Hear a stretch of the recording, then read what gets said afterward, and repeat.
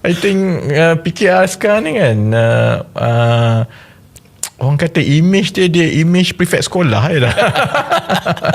Betul je, aku tak terfikir image prefect sekolah. Ada Zaleha, ada Fuziah kan. Fuziah Saleh sekarang SU Agong DAP, tanda soal. Ini sebab ni sama macam dia jam dengan cukup jumlah lah ni. Tapi tak sampai ke peringkat itulah, tapi ada bau-bau dia lah kan. Jadi yang ini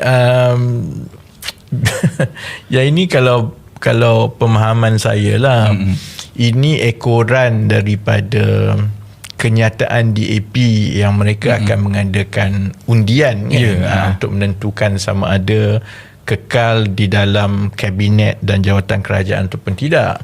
Tapi tiba-tiba Fuziah yang keluar kenyataan seolah-olah bagi pihak DAP kan. Maksudnya DAP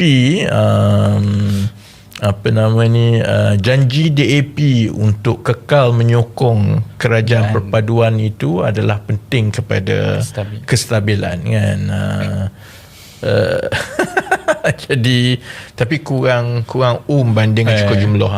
Dia nak cuba dapat anugerah kedua tapi tak berjaya lah. Janganlah tamak. Satu cukup lah. Oscar ni sepatutnya dapat 1 tahun, kemudian tunggu 7-8 tahun baru dapat Oscar kedua. Macam tu kan. Tapi yalah, saya rasa DAP kata apalah prefect daripada PKR ni kan. Prefect kat parlimen, prefect dekat parti kan. Dia pula yang bercakap bagi pihak DAP. Sama macam dekat Sabah dia bercakap bagi pihak GRS.